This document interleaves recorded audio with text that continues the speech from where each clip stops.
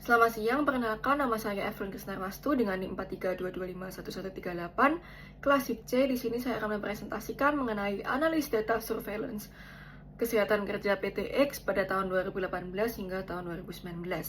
Kasus yang pertama, saya mengangkat mengenai hubungan usia terhadap kejadian low back pain atau LBP pada pekerja PTX tahun 2018 hingga 2019.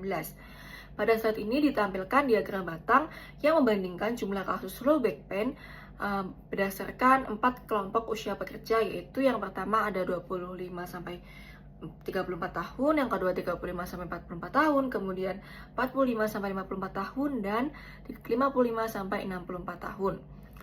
Dengan warna biru mewakili data tahun 2018 dan warna hijau data tahun 2019. Bisa dilihat pada kelompok usia paling muda, yaitu 25 sampai 34 tahun, jumlah kasus LBP relatif kecil, yaitu 2 orang pada tahun 2018 dan 1 orang pada tahun 2019. Kemudian pada kelompok usia 35 sampai 44 tahun, itu 10 kasus pada tahun 2018 dan 8 kasus pada tahun 2019. Kemudian pada usia 45 sampai 54 tahun terdapat 10 kasus pada tahun 2018 dan 7 kasus pada tahun 2019.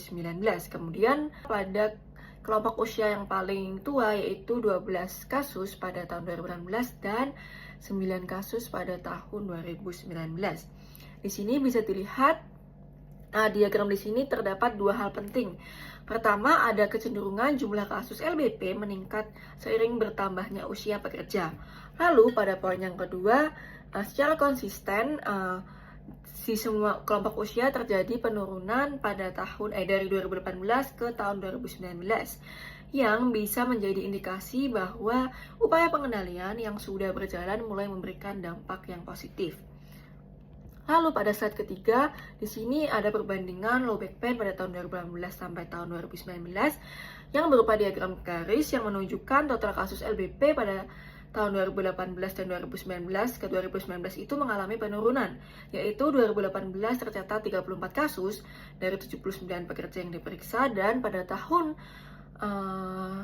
2019 jumlah tersebut turun menjadi 25 kasus dari 79 pekerja, sehingga terjadi penurunan sebanyak 9 kasus atau 26,5% dalam 1 tahun. Lalu, rekomendasi pengendaliannya berdasarkan 5 hierarki, yaitu yang pertama ada eliminasi dengan menghilangkan sumber bahaya secara langsung, yaitu dengan menghapus pekerjaan yang mengharuskan pekerja mengangkat beban berat secara manual. Lalu substitusi dengan menggantikan metode atau peralatan kerja yang beresiko dengan yang lebih aman, misalnya menggantikan proses angkat-angkut secara manual dengan forklift atau conveyor. Lalu rekayasa teknik dengan menyediakan kursi, meja, atau sandaran punggung yang sesuai bagi pekerja yang bekerja dalam posisi duduk yang lama. Lalu pengendalian administratif dapat berupa menjadwalkan istirahat yang cukup dan teratur, terutama bagi pekerja dengan postur statis atau pekerjaan berulang. Kemudian yang kedua, melakukan pemeriksaan kesehatan secara berkala atau medical check up dalam 1 tahun sekali. Kemudian ada APD atau alat pelindung diri, yaitu back support belt atau sabuk penyangga punggung bagi pekerja bila diperlukan. Selanjutnya ada hubungan kebiasaan merokok pekerja terhadap gangguan pernafasan PTX tahun 2018 sampai tahun 2019. Pada slide yang ditampilkan ini terdapat diagram batang yang membandingkan jumlah pekerja berdasarkan kategori kebiasaan merokok, yaitu yang pertama ada tidak merokok, kedua ada perokok ringan yaitu 1-10 batang per hari, ketiga ada perokok sedang yaitu 11-20 batang per hari, dan yang terakhir ada perokok berat yaitu lebih dari 20 batang per hari. Nah, dari diagram tersebut terlihat kelompok perokok ringan meningkat dari 24 orang pada tahun 2018 menjadi 31 orang pada tahun 2019. Kemudian, perokok sedang menurun dari 30 orang menjadi 24 orang. Perokok berat pun menurun dari 8 orang menjadi 7 orang, dan jumlah pekerja yang tidak merokok tetap, yaitu 18 orang pada setiap tahunnya. Berdasarkan data pekerja PTX tahun 2018 sampai 2019, mayoritas pekerja memiliki kebiasaan merokok. Sebanyak 62 dari 80 pekerja, yaitu 77,5% pada masing-masing tahun merupakan merokok, sedangkan hanya 18 pekerja yang tidak merokok. Lalu pada slide selanjutnya terdapat diagram batang juga, yaitu kebiasaan merokok terhadap gangguan pernapasan.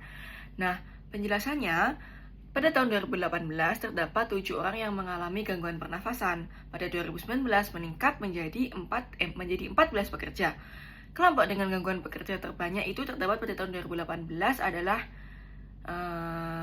perokok berat. Kemudian pada tahun 2019, gangguan pernapasan paling banyak ditemukan pada kelompok tidak merokok, perokok ringan, dan perokok yang sedang, masing-masing sebanyak 4 orang. Jadi secara keseluruhan terjadi peningkatan jumlah gangguan pernapasan 100% dari tahun 2018 ke tahun 2019. Untuk rekomendasi pengendaliannya, yang pertama ada eliminasi dengan cara menerapkan kebijakan kawasan bebas rokok di tempat kerja. Lalu ada substitusi, yaitu mengganti kebiasaan merokok dengan mengonsumsi permen pengganti rokok.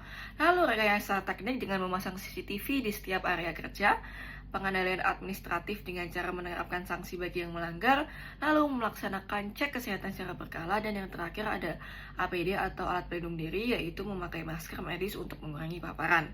Demikian pemaparan surveillance dari saya. Mohon maaf bila ada salah kata. Terima kasih.